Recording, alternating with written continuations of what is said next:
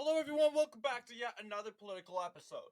So, Trump just keeps having good weeks. Like this week so far, great week for President Trump. Not only did his party did very well in Georgia, a little experimental race that took place in Georgia on Tuesday to see, how do conservatives do in Georgia, and can they win landslides? And yes, they can, and we'll be talking about that tomorrow, so keep an eye on that. But you'll see that Trump has also aimed directly is also doing a rally. Now, the Democrats are like, oh, you are doing a rally in like Atlantic City or something like that on the coast of New Jersey, and that's more of a conservative area, right? Right. Well, technically, it's kind of liberal. Atlantic County. No, I think it was I don't. I think that was Cape May, but Cape May County. That is a conservative hold. So they're like, oh, it's Republican country over there. But now they have a lot to explain about because Trump performs greatly in a rally at the Bronx, and Democrats are lost for words. They told us, oh, no one's gonna show up to Trump's rally in the Bronx. In fact, they're going to be a bunch of trolls. Honestly, I don't think they're much trolls. Honestly, there were some pro-Palestine people gathering, but not as much as they do with Biden. And that wasn't the main focus, right? The media tried to zoom in on that and make that the main focus, but they couldn't. For one starters, there were not enough pro-Palestinian protesters, not enough to make a disturbance. So that's what the first attempt the coping media decided to do. Now the second attempt is basically after the event, and they're talking about this. They're basically saying, we have AOC saying, oh, these people weren't from the Bronx, right? These people weren't from the Bronx. They were bused from rural areas to sit here in the Bronx. Honestly, who wants to go to the Bronx? Who here wants to go to the Bronx? Honestly, am I not the only American who's afraid to go to the inner city, the main city near us, and that's Minneapolis? Am I the only American afraid to do that because I'm afraid to get shot? You have 60 times more to get shot in the Bronx than it is in Minneapolis. So, absolutely. That's and yeah, some people are like, oh yes, I'm going to risk my life in the name of Donald Trump. Other people are like, we love Trump, we want to attend his rallies, but we also want to stay safe. But these people, it's a mixture. I can definitely tell you, Trump didn't bus them all the way from West Virginia and Ohio and Pennsylvania. Like they all want us to think, no, these are actual people that live in the Bronx. Now, the Bronx is a pretty big area. Very big, very popular. 25K estimated showed up at Trump's rally in the Bronx. The Bronx in total has 1 million people. That's nowhere near the population of the borough. Nowhere near 25K is nowhere near the population of the borough overall. But presidential election wise, let's see. No, these are borough presidents. Yeah, 83.29%. And it doesn't seem like a lot of, and it makes sense, guys. A lot of people don't vote in New York because they know New York City is going to go blue. And you know what? You want that. You want people not to show up and vote in New York. Don't even bother. New York City's blue. It's blue no matter what. Voting is just another vote for the inevitable. Stay home, keep your plans, and believe it or not, that's probably what Republicans are thinking too. Why vote? This state's deep blue. There's no flipping it. What's the point? So they don't vote. So that's what a lot of Republicans think. So yeah, so hard. It's helpful narrative, but a harmful narrative. Like, it helps if Democrats think that way, but not when Republicans, because technically we need those conservatives going out and voting. 67,740 people voted for Trump in 2020. 25K, and who knows? Some people, I can guarantee you, the 25K wasn't only in the Bronx, right? It wasn't only Bronx people. It was also immigrants. We have got people from Puerto Rico, people from Venezuela, or El Salvador, Cuba, and they're frustrated that, hey, a couple of years ago when we came in the country, we had to follow the law. And guess, did they take offense over it? No, because the country they're coming from does the same thing. All right, and they came in with expecting, hey, we're going to be questioned and follow the rules to get into the country. Okay. And fast forward years later, we're just letting people in based off the color of their skin, based off the fact, all you got to do is say, I'm hungry, those two words, and you get in. Well, first off, a reasonable thinker would demand more evidence to know. Like, I could randomly say, hey, I'm hungry, can I have a free ice cream cone? I haven't eaten for years. I don't have money. I haven't eaten in days, and basically ask Dairy Queen for a free ice cream cone. I can't afford an ice cream cone. I can't even, I have pennies. Please give me an ice cream cone. Would they give you an ice cream cone? Most wouldn't. They would be like, I don't know if I believe that. They would think that's a pretty unexpected situation. Well, that they would only think of that if that was a white person, though, because racially, white people are more wealthy. But if it's a person of color, they might give in a little bit. They might be tempted. It's just pathetic, because we tend to racially stereotype each other, thinking, oh, if a white person does it, it's bad. You're begging. Bad whites can't beg. But if people of color beg, it's fine. It's fine, because we have to acknowledge they're people of color and we can let them in. They're acting like it's some sort of condition, right? And don't get me wrong, I'm not saying race is a disorder. But you know how, for example, for students who learn differently than the average excelling student in mainstream classrooms, right? That's called special education. They get accommodations. And that is because their brains can't, I'm not saying their brains can't function. Their brains are clearly functioning, but it's functioning a different way. It's unique. Functioning in a unique way of thinking, that the average student wouldn't get. So as a result, these students with special needs get special education, which basically they receive education services that, once again, that fits their learning abilities. There's absolutely nothing wrong about that.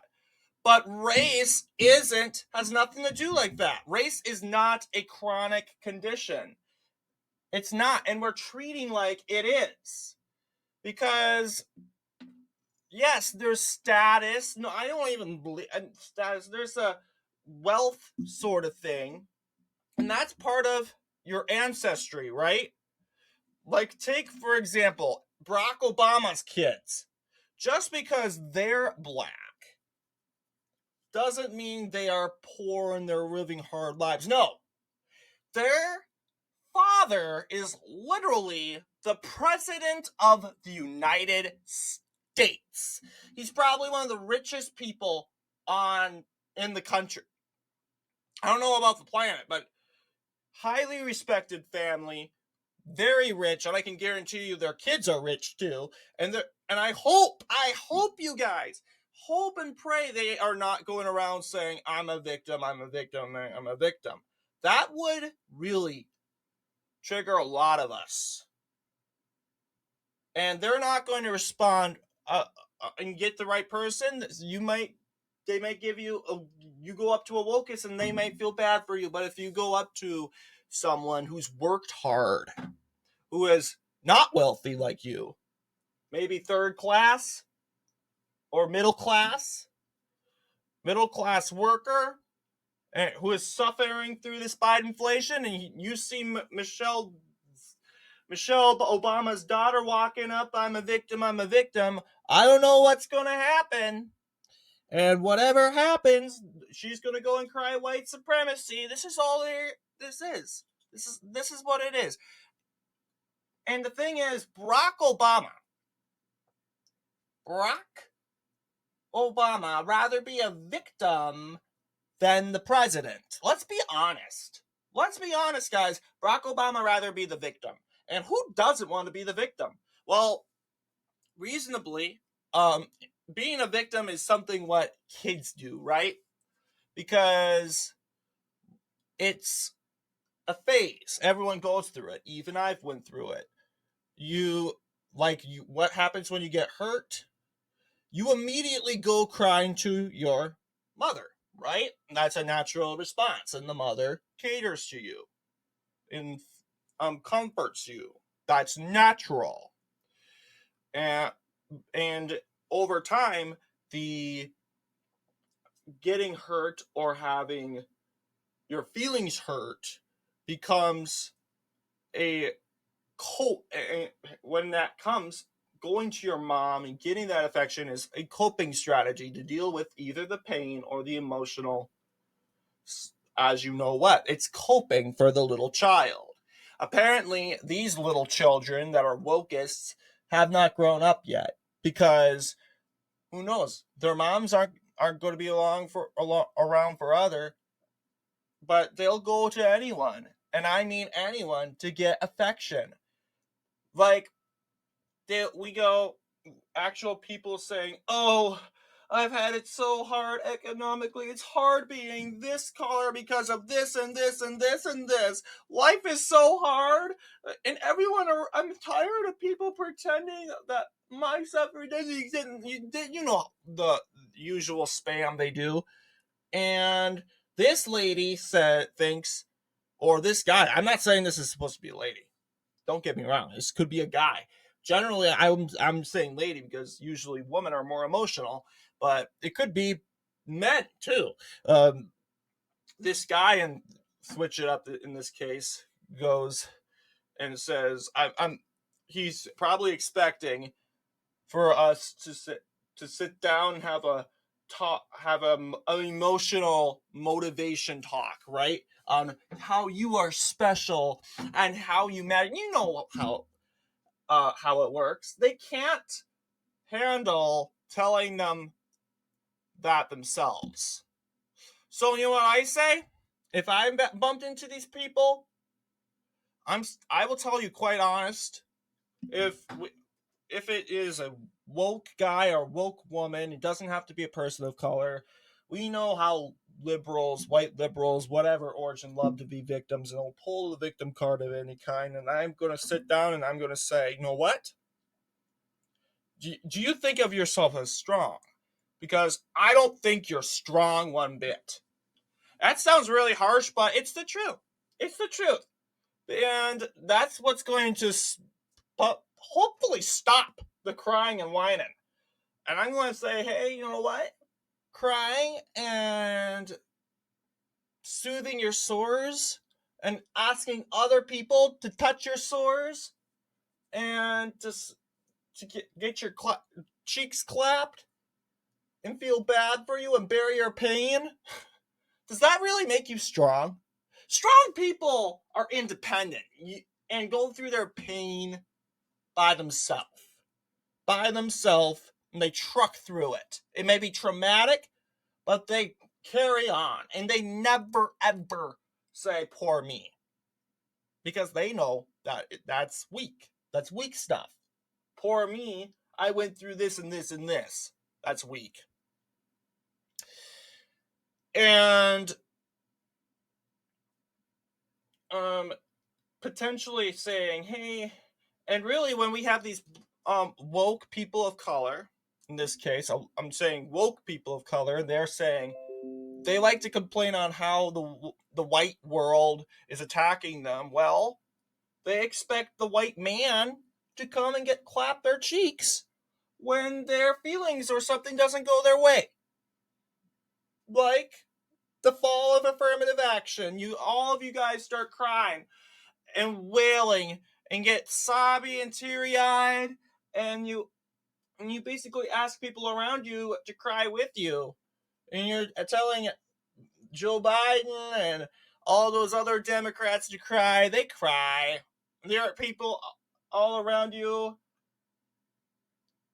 You just want the white man to come and make you feel better. And that's the thing. The Democrats, mainly BLM, is saying we need to free ourselves from white domination. Well, here's the thing. You're not getting anywhere, because when you pout and whine and cry, supposedly white people, you're basically telling white people to come over and basically take care of you. Even though a lot of white people, and I'm not saying all white people, I know there are a lot of people that love to play the woke card and do the same thing, but we know what the woke black left want, how they operate. When they cry racism, they want not black people. No, that's too relatable. They want to hear from the other side. So they call for white people to come and make them feel better. It's just confusing, especially in these times. But yes, we talked off in a variety of topics. But yes, Donald Trump campaigning in the Bronx, he doesn't really have much of a choice because he's being held in his own will in a silly courtroom and with drunked up Latia James and Alvin Braggs, along with the goon clowns. So he doesn't really have much of a choice. So they're like, nope, you have to stay here, Trump. You can't go campaign in Florida. You can't go campaign in Georgia or Nevada or Arizona. Ha ha. Joe Biden's gonna win now. And he goes, nope. Because Donald Trump's thinking, why? If I'm just gonna sit here, why not we get work done? Sure, the Bronx isn't flippable. We just saw that a couple minutes ago. But we can at least sway some opinions. And besides, we could have people from all around New York, upstate New York, coming to the area. But sort of how it went in New Jersey. Kind of send a message also. And it worked.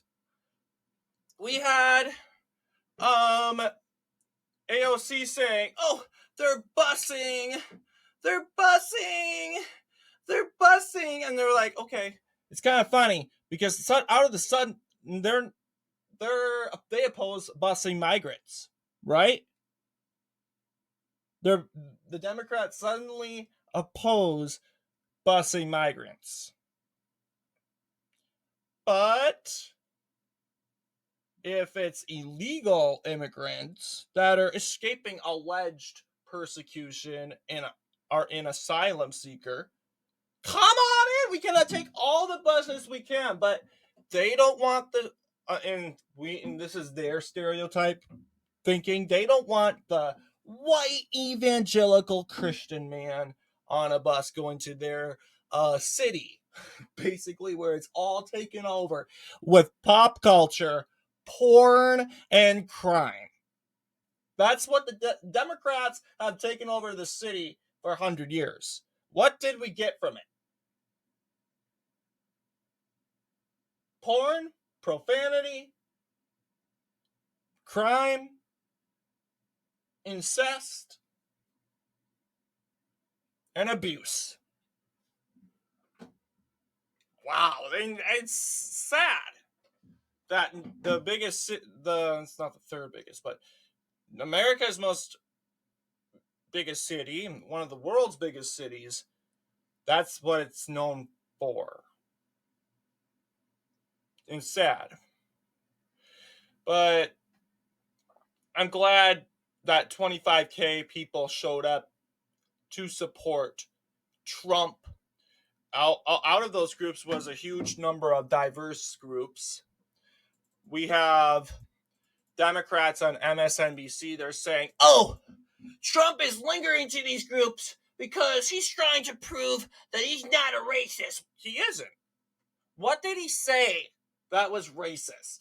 And some troll watching this video will drop down a link in the comments of Trump saying something he didn't, because it was literally alternated and generated by the left-wing media, and his words were purposely twisted around. So I can guarantee you, Trump cares about these people. But I can tell you, Trump feels frustrated with some of these communities. Feeling frustrated towards a certain community isn't racism. A lot of Democrats will shake their head aggressively, say, yes, it is, nodding their head, no, it is. And well, a lot of black African Americans, they're frustrated with us. Why can't we be frustrated with them? It could be the fact that Donald Trump is a little frustrated, or was frustrated. I really think he's trying to make it up to a lot of these communities. But Donald Trump is frustrated not with every African American, but a lot of African Americans, especially those in the media, like Joy Reid, that literally twist his words around to screw him over. And if you can't be frustrated with some people from a specific group, liberal thinking, if you're frustrated with some people, you must be frustrated with all of those people. That you're a racist. You're frustrated with some African Americans in the media. That means you're frustrated with all African Americans. That is racist. It's kind of weird. I mean, Trump has a legitimate reason to be frustrated, and I can guarantee you a lot of black influencers, a lot of African Americans have been more frustrated than Trump than the corrupt, wealthy Joy Reids of the world. Think about it, guys. Joy Reid, every day we get an hour of Joy Reid. I don't know if it's every day. I'm not an MSNBC follower, and if I was, if I knew that answer, you would probably have different opinions of me. But hey, I don't know. We probably get an hour of Joy Reid some days, and it's all about her and how she's a victim. She's actually writing a book about her life as an oppressed woman. And really, lady, you're getting so much money. I bet Joy Reid can go to the store and possibly bring home a $400 grocery bill, and probably wouldn't hurt her. And she continues to say, push against white rich people. What about black white rich people? Black rich people or Hispanic rich people, Asian rich people. Well, to be honest, Asian rich people are also getting hated on because I'll give it to the Asian community. A lot of Asians have been raised this is generally, not just because general, right? Doesn't mean I'm Asian. I am raised in a well-educated home, but a lot of Asians have been risen in homes where education is the number one priority of the family. It's a virtue. Having a good grades matter. And if you come home with a bad grade, that's not good. That's how the Asian household works. So, ruling with that style in the family results to a lot of Asian people gaining more skills and intelligence. And guess what? Black people and white people and Hispanic people can do it too. We have human brains. Just because you're Asian doesn't give you your brain some sort of doesn't gets it more bigger or something or operates more faster. No, it has nothing to do with race. It's just generally Asian families are more strict when it comes to grades, going to school, learning, and studying. That's generalizations. But but generalizations don't matter, and logic and reason is racist now. So for some reason, Asian people are now privileged because I don't know, just like white people. So we throw them out of basically affirmative action because they're privileged because they get to college easier. No. No. Here's the thing. You do the work like everybody else. The white man did the work, the white woman did the work. Everyone else can do the work. And don't think I'm speaking to colored people. I'm speaking to neolibs and antifists. Okay? Because a lot of people in Antifa say, I'm not white. Even though they literally are white. Because they have demonized white so much. I've met a radical leftist once and online, and she literally had the word white hashtagged like as you would with profane words, specifically the words that are popular profanity. If you were typing up a profanic word, you would usually appropriately put a hashtag and an apostrophe or a percentage sign to kind of and put the letters in there so you know what people are talking about, but it's also showing that you're not enthusiastic or using that word in an expressive way. But yeah, this lady apparently thinks that white is super offensive to say, so she puts hashtags H hashtag I T hashtag E, like literally. Oh, lady, I don't care. I'm probably the only one reading your comment, and I'm not going to be offended. Who would want to read someone's comment like that? I promise I would be turned off as a white person. Wouldn't you be turned off if the color of your skin, like your community, the title of your community, or like black becomes a profane word and they put hashtags in it?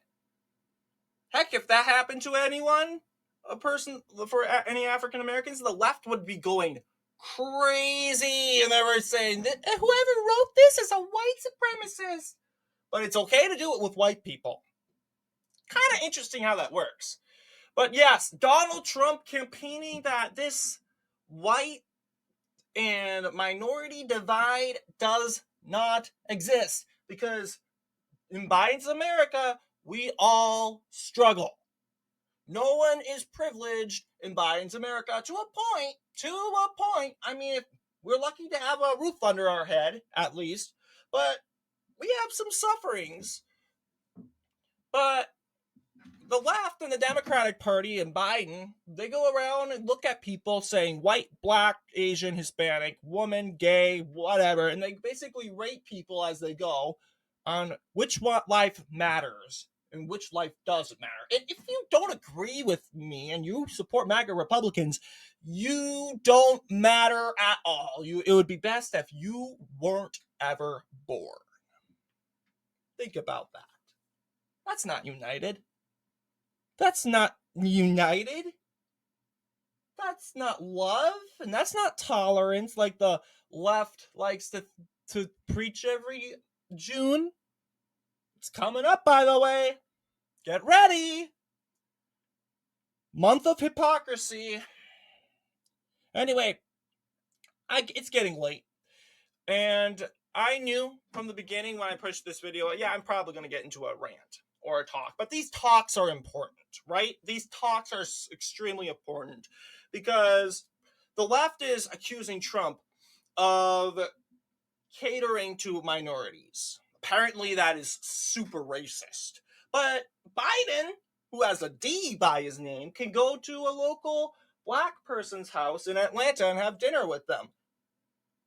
Imagine being that family, and most likely that family was pro-Biden, but being selected out of a whole group of Americans, I wouldn't say millions of African Americans, that family, hi, I'm showing up to your door, and you would think, oh, you probably think I'm a special person.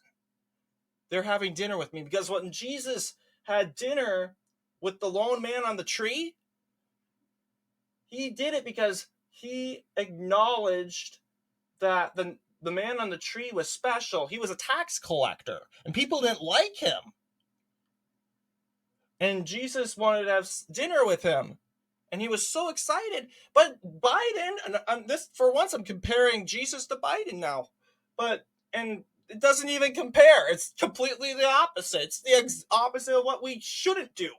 Biden shows up at a black person's house, basically selecting from a group of African Americans in Atlanta. Hi, I want to have dinner with you. Normal people would say, what? You must like, or they would say, you must like my cooking. And you would be complimented. But Biden showing up saying, actually, he won't admit this, by the way. Actually, I'm showing up because you're a black family, allegedly low income, and this is all to prove that I'm not a racist, and I support black lives, so I can get reelected in 2020. And they'll say, oh, by the way, we're gonna have some pictures taken.